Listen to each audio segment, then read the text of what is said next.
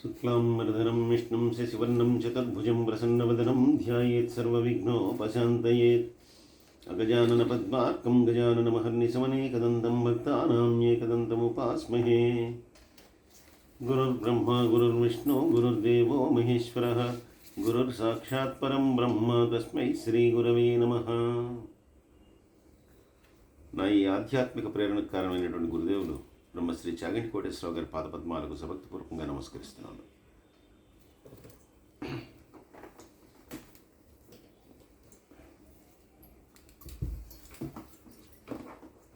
ఈరోజు 8వ అధ్యాయం అండి.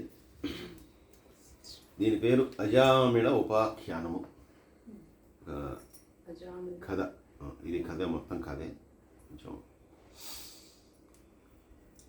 జాగ్రత్తగా వినాల్సింది, కొంచెం ఇదిగానే ఉంటుంది కథ.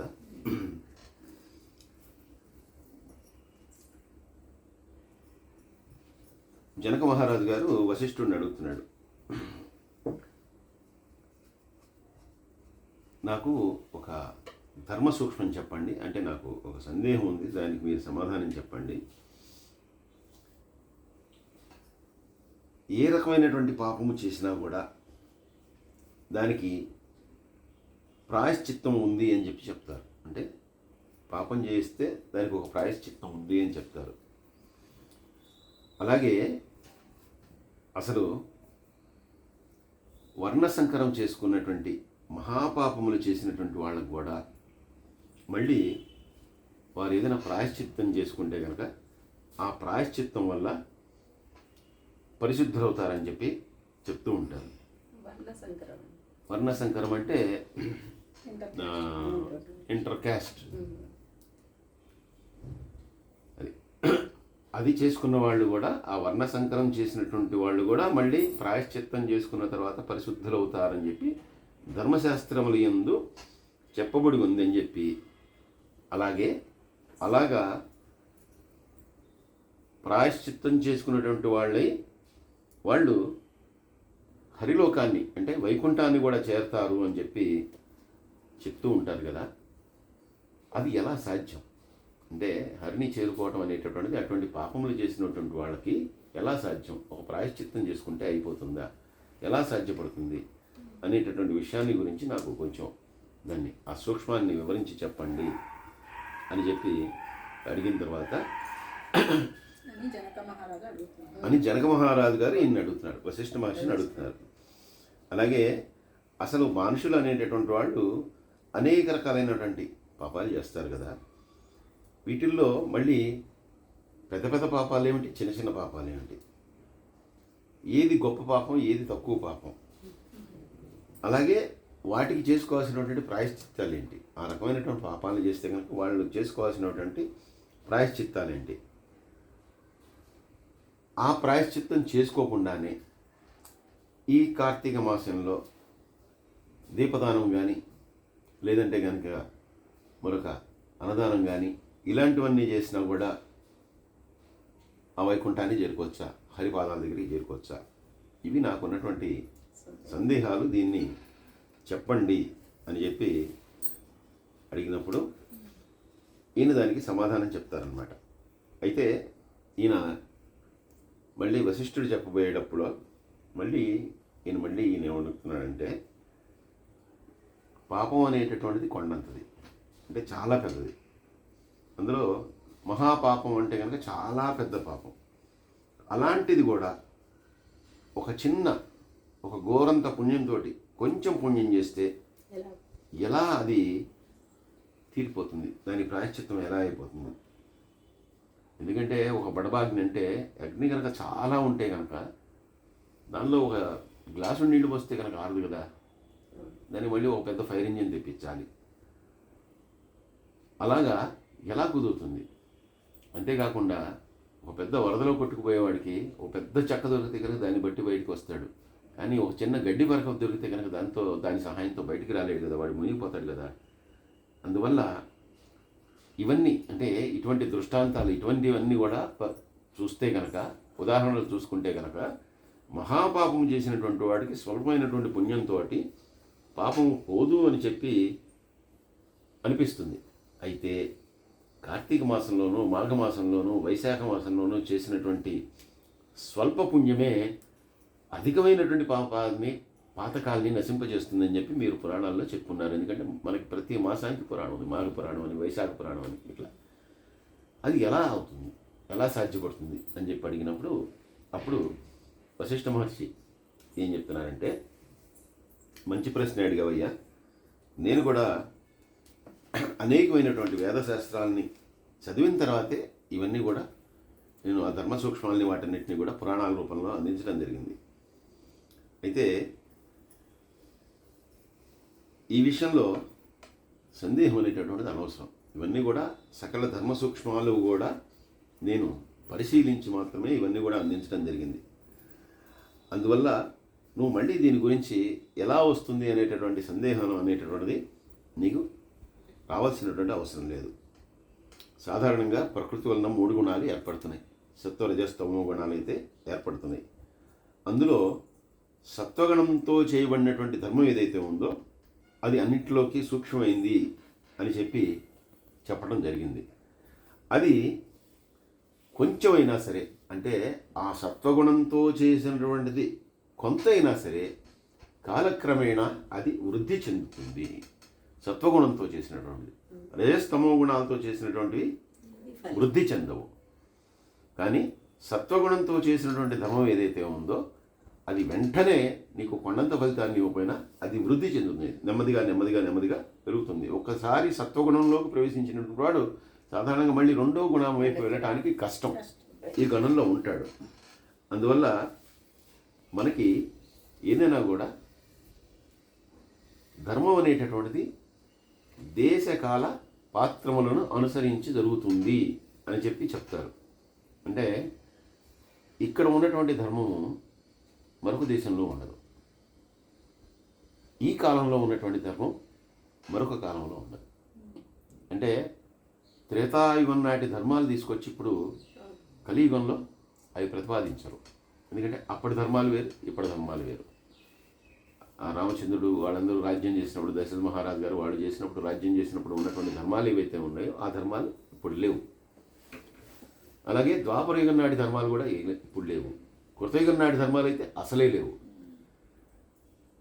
అలాగే మనం చేసేది కూడా ప్రాంతాన్ని, అంటే ఆ క్షేత్రాన్ని బట్టి.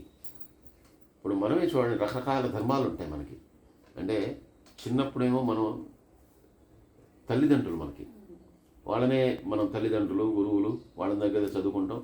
మనం చిన్నపిల్లవాడిగా మనం తప్పులు చేసినా కూడా తల్లిదండ్రులందరికీ కూడా క్షమిస్తారు, గురువులు క్షమిస్తారు, స్నేహితులు క్షమిస్తారు, పక్కవాళ్ళు క్షమిస్తారు, అందరూ క్షమిస్తారు.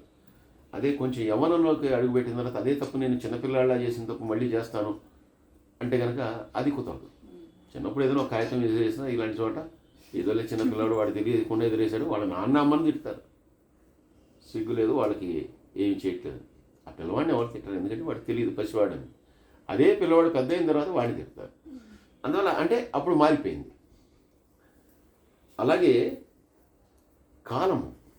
కాలంలో కూడా ఏ కాలంలో చేస్తున్నావు, ఏ కాలంలో అంటే నువ్వు ఏ టైంలో చేస్తున్నావు, ఎప్పుడు చేస్తున్నావు, ఈ 3 కూడా అంటే చేసేటటువంటి దేశము, కాలము, పాత్రం, అంటే చేసేటటువంటి స్థితి, ఈ 3 కూడా తప్పకుండా పరిశీలించవలసినటువంటి, దాన్ని పరిశీలించిన తర్వాతే ఆ ధర్మ సూక్ష్మాన్ని వివరించగలం. కానీ అది పరిశీలించకుండా ధర్మ సూక్ష్మాన్ని వివరించడం అనేటటువంటిది కుదరని పని. అలాగే చేసేటటువంటిది సభక్తితో సత్సంకల్పంతో చేస్తే కనుక అది ఎంత చిన్నదైనా కూడా అది పాపనాశన సామర్థ్యం గలదే అవుతుంది. అందువల్ల దేశకాల పాత్రలను అనుసరించి చేసేటటువంటి ధర్మం ఏదైతే ఉందో అది చాలా గొప్పదవుతుంది. అందువల్ల ధర్మాన్ని అధికమో ఏదో స్వల్పమో ఏదైనా సరే అది ధర్మము అని తెలిసిన దాన్ని ఆచరించేటటువంటి వాడు తప్పకుండా దాన్ని ఆచరించాలి. అలా చేసినటువంటి వాడికి దానిలో ఆ ధర్మము అనేటటువంటిది వాడికి ఉపకరిస్తుంది, అది అక్షయమైనటువంటి ఫలాన్ని ఇస్తుంది. అందులో ఎటువంటి సందేహము లేదు.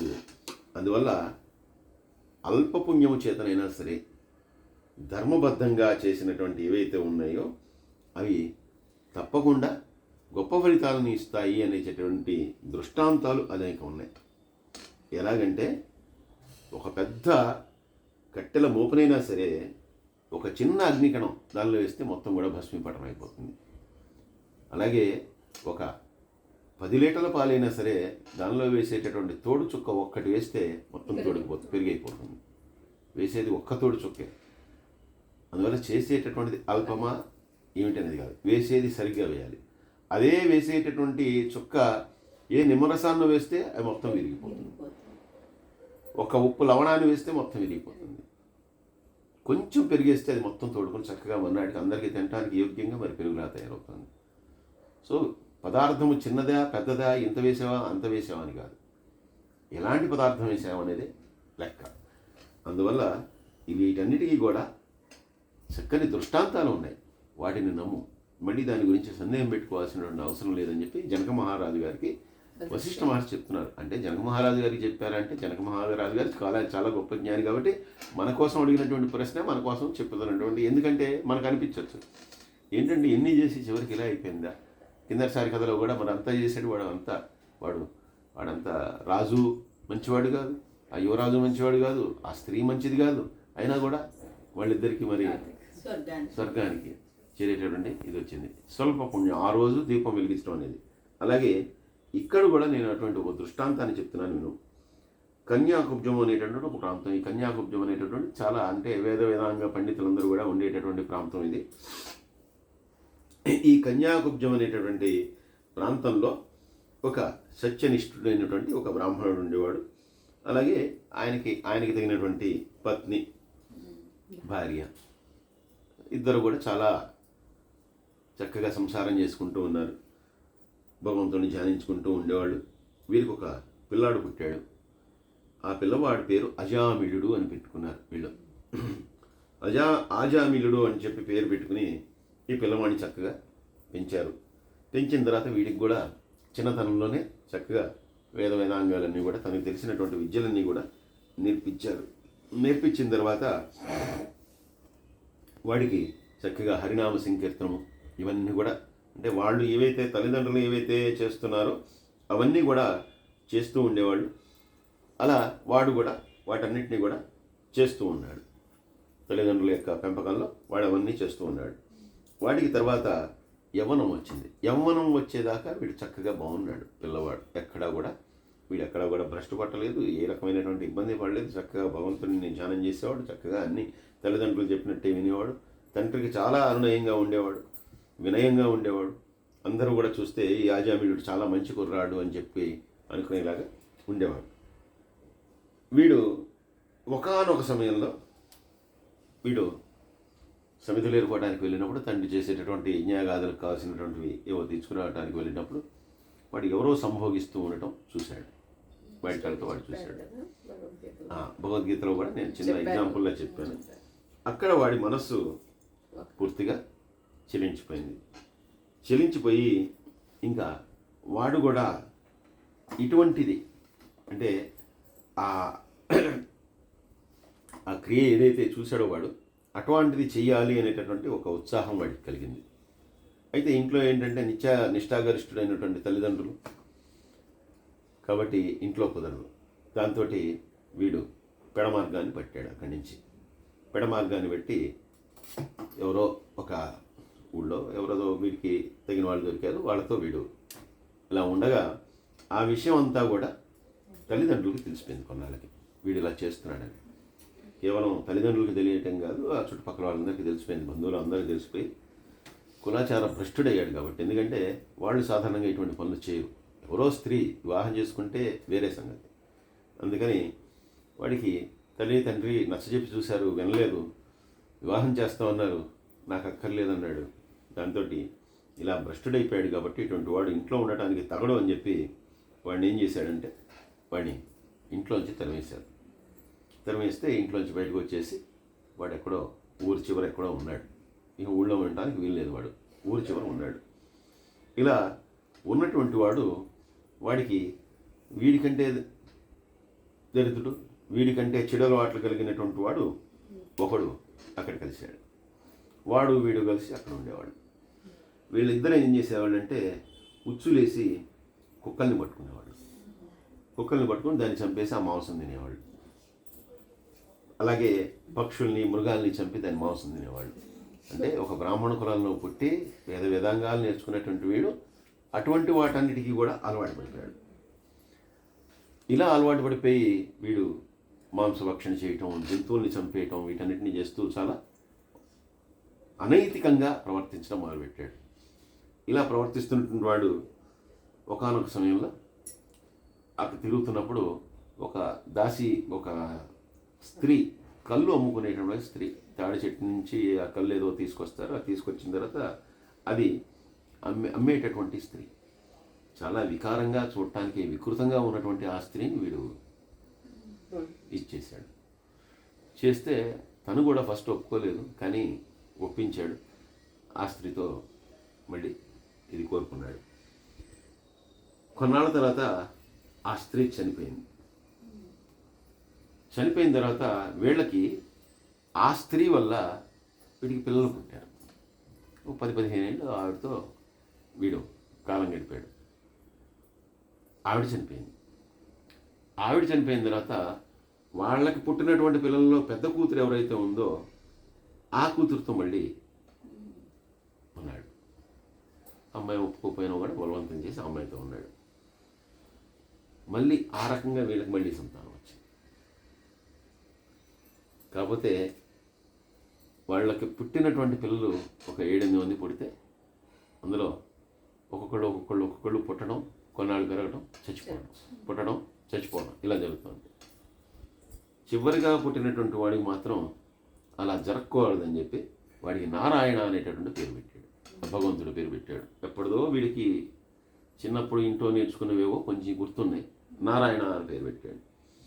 నారాయణ అని పేరు పెట్టి వాడికి ఆ పేరు పెట్టిన దగ్గర నుంచి వీడు ప్రతిదానికి కూడా పిల్లాన్ని వెళ్ళటం, నారాయణ ఇట్రా, నారాయణ కూర్చో అంటే నారాయణ నామాన్ని ఇక పలుకుతూనే ఉన్నాడు. నారదుడు ఎలా అయితే నారాయణ నారాయణ అనుకుంటూ ఉంటాడో అలా ప్రతిదానికి నారాయణ నారాయణ అని చెప్పి దానికి సంబంధం లేకపోయినా సంబంధం ఉన్నా నారాయణ పేరుని పిలుస్తూనే ఉన్నాడు. ఆ పిల్లాడి మీద విపరీతమైనటువంటి ప్రీతిని పెంచుకున్నాడు, బాగా అటాచ్మెంట్ పెంచేసుకున్నాడు. అందుకని నిరంతరం కూడా నారాయణ నామాన్ని జపిస్తూ ఉండేవాడు. ఆ పిల్లాడిని పిలుస్తూ ఉండాడు, దాంతో ఆ నారాయణ నామాన్ని జపిస్తూ ఉన్నాడు. చివరికి వీడు కూడా పోయేటటువంటి సమయం వచ్చింది. పోయాడు, చనిపోయాడు. చనిపోయిన తర్వాత వీడి ఆత్మని తీసుకెళ్ళడానికి యమభట్లు వచ్చారు. భయంకరమైనటువంటి యమభట్లు వచ్చారు. యమభట్లు వచ్చేసరికి వీడికి ఇంకా ప్రాణం పూర్తిగా పోలేదు. ప్రాణం పోయేటటువంటి స్థితిలో ఉన్నాడు, చిట్ట చివరి స్థితిలో ఉన్నాడు. ఆ ప్రాణం పోయేటటువంటి స్థితిలో వీడికి ఆ యమభట్టులు రావటం కనిపించింది. చాలామంది అంటుంటారు వస్తున్నాడు, నేను పోతున్నాను, ఇలాంటి మాటలు కొన్ని మాట్లాడుతుంటే మామూలుగా అనుకుంటారు ఏవో సంధి మాటలు మాట్లాడుతున్నాడు అంటారు. అంటే ఆ టైంలో వాడు రకరకాల మాట్లాడతారు. ఇంకా ప్రాణం పోయే స్థితి వచ్చింది కదా, ఏదో భ్రమలు అని అనుకుంటారు. మరి కొంతమంది నిజంగా కనిపిస్తున్నాం. వీడికి ఆ యమభట్లు వీడికి కనిపించారు. కనిపించి వాళ్ళు భయంకరంగా చూస్తేనే వాళ్ళు యమభట్లు కాబట్టి వాళ్ళు చూడంగానే వికృతమైనటువంటి రూపాలతోటి వాళ్ళు ఉన్నారు. వాళ్ళని చూడంగానే ఇంకా ప్రాణోత్క్రమణం జరిగిపోతుందని చెప్పి భయపడి నారాయణ నారాయణ నారాయణ నారాయణ అని చెప్పి వాళ్ళ పిల్లాడిని ఒక 10 మార్లు పిలిచాడు.